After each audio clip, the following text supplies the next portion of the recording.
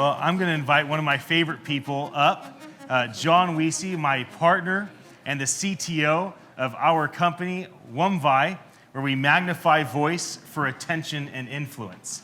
And if you want to know more about the company, you can look online. We're not here to promote our company. We're here to talk about blockchain. So, John, my friend. Yes, my friend. Give me a decade vision of what you think is going to happen in the blockchain industry. Well, several people have used the word trust, and I think that sums it up. Right now, we see mistrust in a lot of areas. We see it in the political realm. We see it, in government realm. We see it in companies. We don't trust a company. How do you ever do business, even if it's a simple transaction like buying a car, if you don't trust the other party? So this sort of tells me a story of hope. So, if you look at this technology, it's just a technology. Data structures, algorithms, a very complicated one that we're all trying to figure out. But, don't be fearful of all those terms. We need to learn how to trust one another, but to do that, there has to be performance on the other side. So how do we do that? Well, the blockchain gives us tools to be able to trust one another and show performance. So we can add, I see in the next 10 years, it may be regulated to use a blockchain technology in your business to say, my books are run on a blockchain. This stuff is all open to the right parties. Not everybody can have access to everything, but there's nothing going on behind the scenes that you shouldn't trust me. And so that extends across every area of life, whether it's corporate, legal, whatever. But now think about, if we look at what drives economies, it is trust. And governments that may be doing things wrong will have to come in line and start showing that they can earn trust, especially when the technology is there.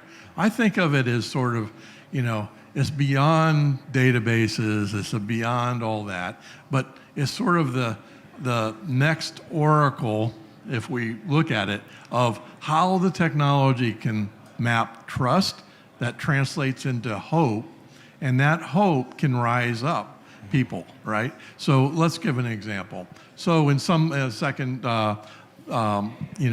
tier world, and you're in an economy that is not run.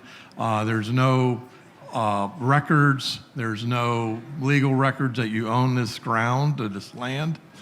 People don't have trust that they'll be able to keep that land, especially if there's a disaster and a flood comes. Somebody else comes in with a bigger gun. So it really gives a lot of uncertainty in these economies.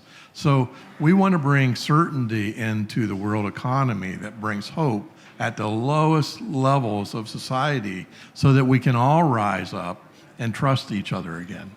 That's great. And bringing hope. What do you think is going to happen the next year? What are you hopeful for in the blockchain space in the next 12 months? We're working on a bunch of exciting things, but it's way beyond our little ecosystem, the broader ecosystem. What do you hope to happens in the next year? So I believe we're in the infrastructure stage of this technology. And a lot of people are saying, well, it doesn't scale, doesn't do this, doesn't do that. There's some amazing companies out there that basically are thinking those problems to a real solution. How do you scale this? How do you make sure people can access the data, et cetera? And so that's happening right now before our eyes. I think 2019 is probably a pivotal year for all that coming together. And it's exciting to see, the internet was an internet 1.0, but we're almost like generation 3 on the blockchain for technology. What do you think people should do in this room? What is the call to action, regardless of where people are at in the blockchain space or watching online? What do you think people should do? What should they lean into? I think they need to sort of learn about the technology, but not worry about all the details. Engineers will do that. Unless you're an engineer, you'll have to learn all that stuff. But speak about technology that's going to give hope and trustworthiness to society in general. Because really, don't we want just hope for the whole world being able to sort of trust each other again? Because I see most of the time when there's conflicts, it's either somebody's really greedy and wants to be the top of the pyramid, or they don't trust each other, so they never work out their situation. It can be a business situation. It could be even a conversation about things. But getting down to the real facts and how we can do, life with the rest of the world and bring hope to everybody. That's great. John, thank you for joining me. Thank you for being my partner. I'm so excited. Thank you so to be able to much. work with you. And thank you for coming and speaking All right. about blockchain.